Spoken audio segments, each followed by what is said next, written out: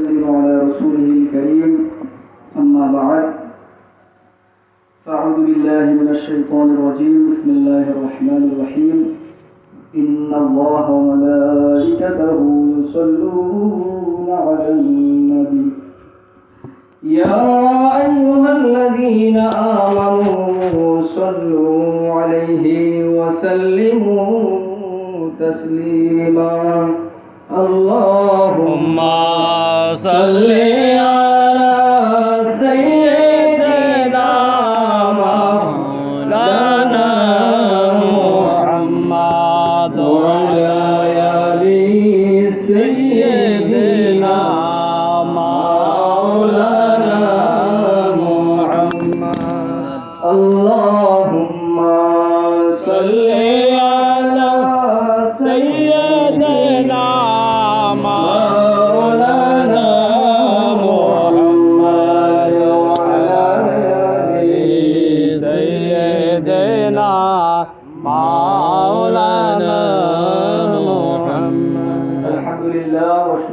মহান রব্বুল আলামিনের দরবারে অসংখ্য কোটি শুকরিয়া জ্ঞাপন করছি যে মহান রব্বুল আলামিন আহকামুল হাকিমিন আমাদেরকে আজকে মাসিক দাওয়াতুল খাইর মাহফিলে হান্নান মিয়ার বাড়িতে এই মাহফিল আজিমুশান মাহফিলে আসার বসার যে তৌফিক দান করেছেন এজন্য উচ্চ করে একবার বলি আলহামদুলিল্লাহ আলহামদুলিল্লাহ।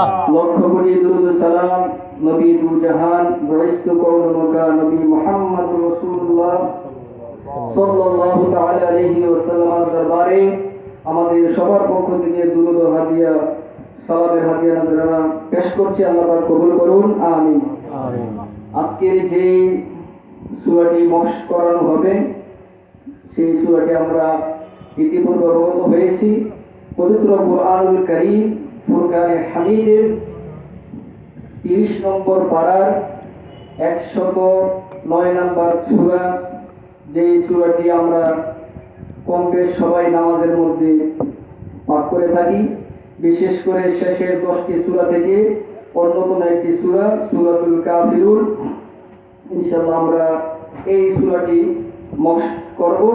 এর আগে আমরা এই সূরা সম্পর্কে কিছু কথা জেনে নেব।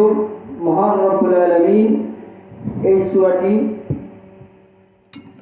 খুব বিশেষ করে এটা তাওহীদের বিপরীত।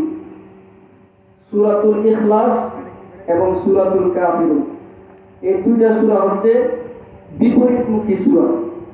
অর্থাৎ যারা তাওহীদ মানে না, রিসালাত মানে না, যারা ইসলামের যে রুকন রয়েছে এগুলো যারা মানে না, অস্বীকার করে, তাদেরকে কাফের বলা।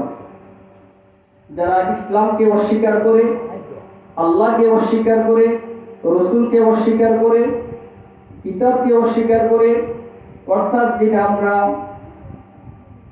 পবিত্র কুরআনুল কারীমের মধ্যে সূরাতুল বাকারা শরীফের মধ্যে রয়েছে 2 নম্বর পারার 5 নম্বর পৃষ্ঠার মধ্যে, ওয়ালাকিন্নাল বিররা মান আমানা বিল্লাহি ওয়াল ইয়াউমিল আখিরি ওয়াল মালাইকাতি ওয়াল কিতাবি ওয়ান নাবিয়্যিন। অর্থাৎ ইসলামের যে মৌলিক বিষয়গুলো এইগুলো যারা অস্বীকার করে তাদেরকে কাফের বলা হয়। তো কাফেরদের ক্ষেত্রে বিশেষভাবে একটি সূরা আল্লাহ পাক কোরআন শরীফের মধ্যে নাযিল করেছেন। সুবহানাল্লাহি ওয়া বিহামদিহি। কোরআন শরীফের মধ্যে সূরাতুল মুমিনুন একটি সূরা রয়েছে, ওইটা কোরআন শরীফের 30 নম্বর সূরা, এবং সূরাতুল মুনাফিকুন একটি সূরা রয়েছে। তো আল্লাহ পাক পবিত্র কুরআনুল কারীমের মধ্যে মানুষের যে শ্রেণী বিন্যাস সেটা করে দিয়েছেন যে মানুষ 3 ধরনের হবে। একটা হবে সে ঈমানদার, নয়তোবা সে কাফের, নয়তোবা সে মুনাফিক। এই জন্য পবিত্র কুরআনুল কারীমের মধ্যে আলাদা করে 3টা সূরা রয়েছে। সূরাতুল মুমিনুন সেটা 18 নম্বর পারার 1 নম্বর পৃষ্ঠা থেকে শুরু, সূরাতুল মুনাফিকুন সেটা 28 নম্বর পারা 13 নম্বর পৃষ্ঠা থেকে শুরু, এবং সূরাতুল কাফিরুন সেটা 30 নম্বর পারার একদম শেষের 10টার মধ্যে একটি সূরা, 109 নম্বর সূরা। তো এখানে সেই সূরার মধ্যে বিস্তারিত আলোচনা হয়েছে যে কারা মুমিন, কারা মুনাফিক, কারা কাফের।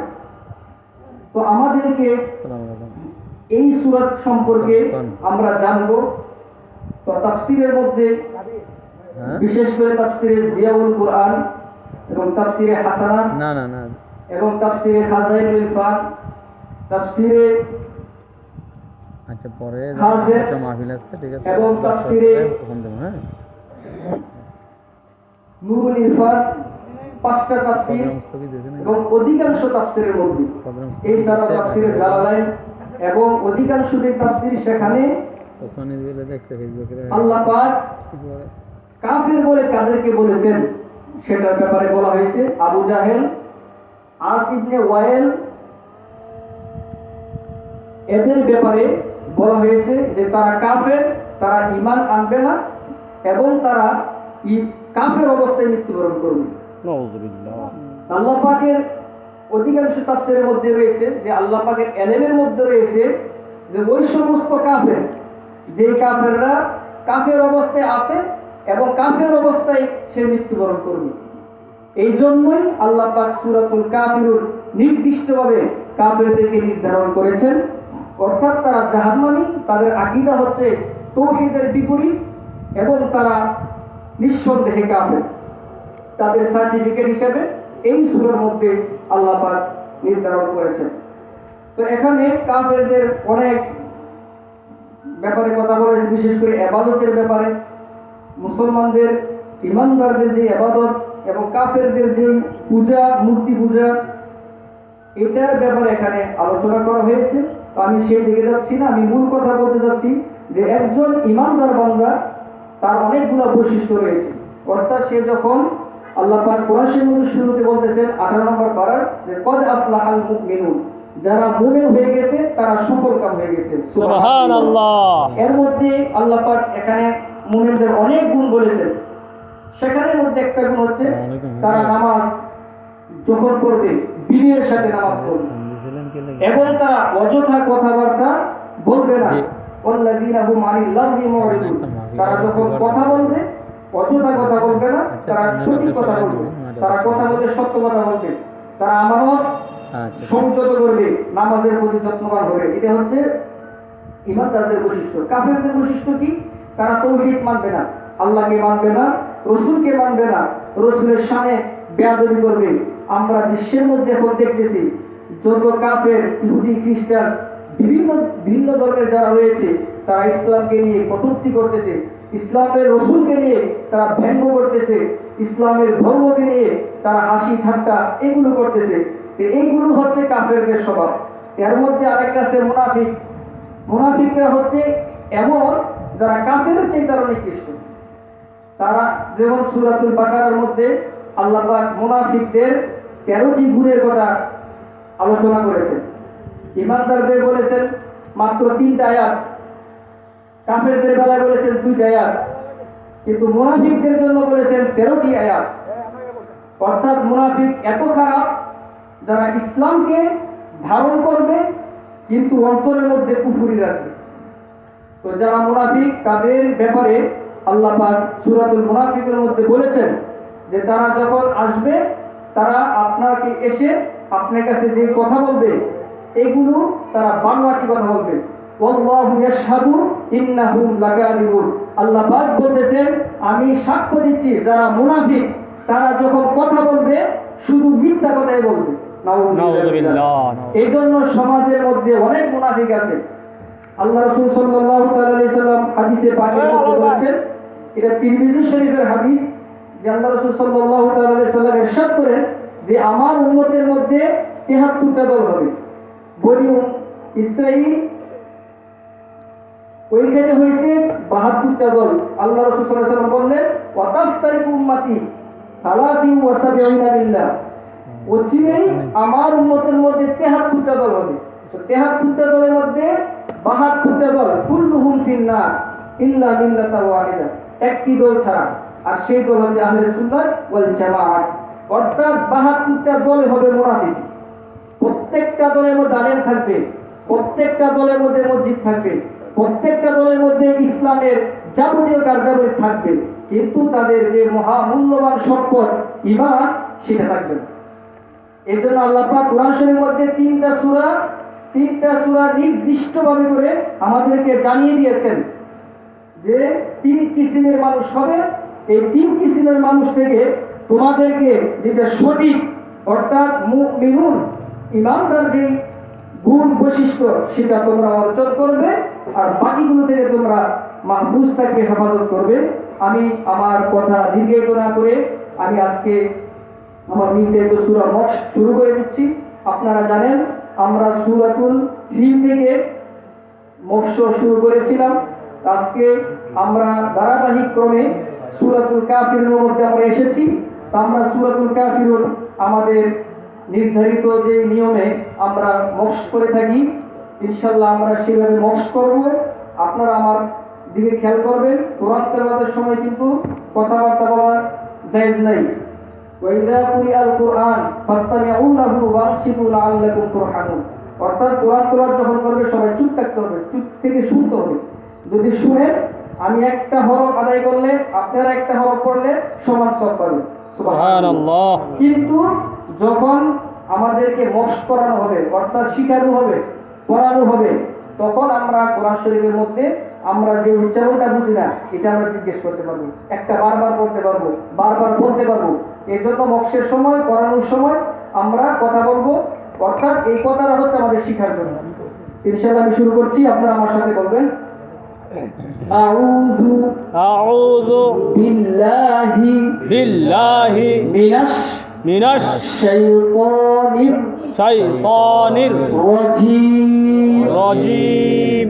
আউযু বিল্লাহি মিনাশ শাইতানির রাজীম। আউযু বিল্লাহি মিনাশ শাইতানির রাজীম। বিসমিল্লাহির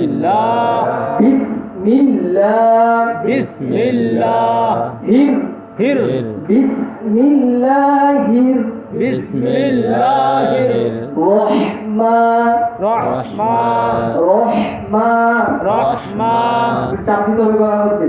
রহিম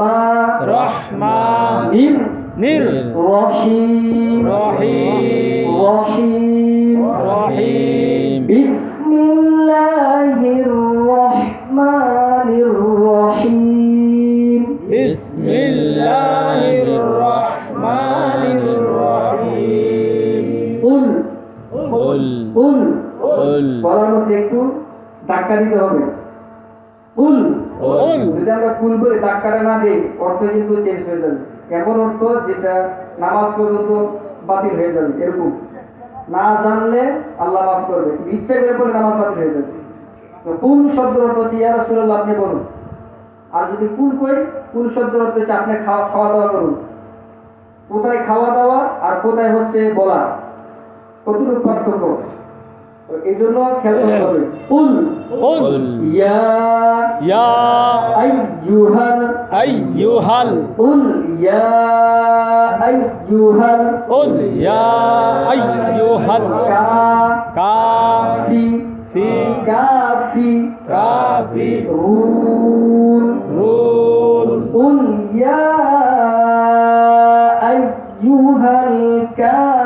রুন কুল ইয়া আইয়ুহাল কাফিরুন। ইয়ার মধ্যে তিনালির টান হবে, আমরা টানটা খেয়াল করবো।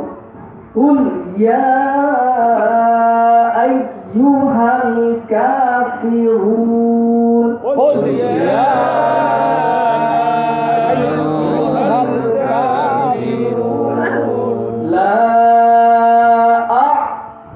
লা আ'বুদু লা আ'বুদু